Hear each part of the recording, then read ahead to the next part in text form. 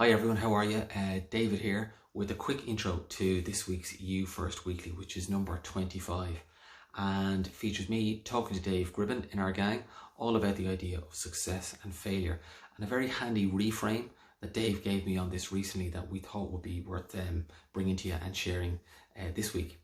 So Dave talks about the often binary relationship that we can have with success and failure, i.e. we're often chasing success and trying to avoid failure. And he instead offers a slightly more nuanced take on this, and a very handy model that he uses with a lot of the teams he works with and the clients that he coaches to help them really break down this relationship and develop a healthier, more nuanced, and I think a more helpful relationship with this idea. So hope you enjoyed the video. Thanks for watching and see you again soon. Bye bye. Yeah, well, maybe I'll give a context and then maybe explain the sort of model that I came across through somebody I bumped into a couple of years ago, which for me was very helpful in trying to just frame the concept of success and failure in a healthy way, because the concept of success and failure comes up in all aspects of our lives, doesn't it? And it has all sorts of connotations. So how we absorb that context, how we absorb that concept, I beg your pardon, can be in all sorts of ways. So in simple terms, we can absorb it in a very positive way, but we could also absorb it in a very negative way. And, you know, when I think of it in a positive way, I think of, you know, I've had in my earlier years, I played a lot of competitive sport. Now, I still like to compete in the few sports I play, but I would say I played a lot more competitive sport when I was younger. And I enjoyed the whole concept of competing and winning. And whilst I didn't enjoy losing, like, it didn't overly bother me. I knew that was sort of part of the equation. So that was a very healthy environment for, if you like, success and failure. And generally, I liked it in the work sense. But I noticed around work and life that a lot of times people struggled with living on that dimension of success and failure, because often the failure bit wired in very deep to I am a failure. So they would take it very personally, and it was having sort of deeper, longer lasting sort of negative impacts, which were wiring into things like self-regard and confidence and that type of stuff. And also, too, in overdrive, people can unintentionally spend a lot of time being driven by the fear of failure. And whilst I understand the potential positive aspects of that, again, in overdrive, it can be problematic. And I also think that there is this idea that, like, you know, success is good, failure is bad. And I'd like to question that. You know, is failure bad, actually? And whilst I think logically sometimes we can get our head around saying, well, failure isn't always bad, but at the same time, we're spending a lot of time trying to avoid it. And maybe we should sometimes welcome it, or dare I say, accept it. So the model, to come back to your question, David, the model that I came across, which helped me sort of get a nice framework for it, which might be useful for our audience, was this idea of, you can imagine a cross, and on the vertical axis, or on the horizontal axis, I beg your pardon, on the horizontal axis, on the one side, we have success, and on the other side, we have failure.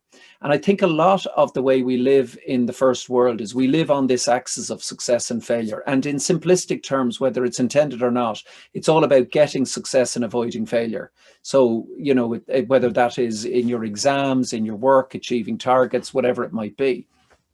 And I understand that, and there's good intention in that, but there are lots of unintended problems in that, obviously. And I spend a lot of my time, as you know, in the work we do, helping people sort of unwire themselves to the sort of deep-rooted problems with how they've related to failure, if you like, and indeed the deep-rooted problems that have arisen from how they've related to success, and how that can, you know, pamper our ego and, you know, nearly create an identity in some ways, which can be in its extreme quite distasteful.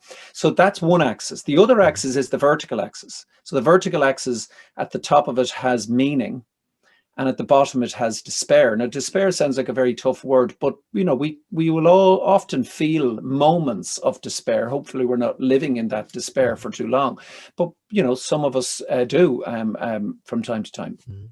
So with that sort of cross, if you like, you therefore have success, failure, meaning, despair. You've now got 4 quadrants.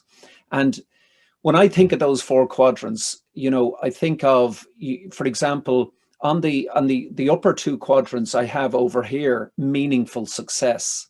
And that's, I guess, ideal, isn't it? It's what we're looking for, is we're trying to achieve things that are meaningful to us. And the concept of what is success is in many ways subjective a lot of the time. And what is meaningful is often very subjective and certainly very personal.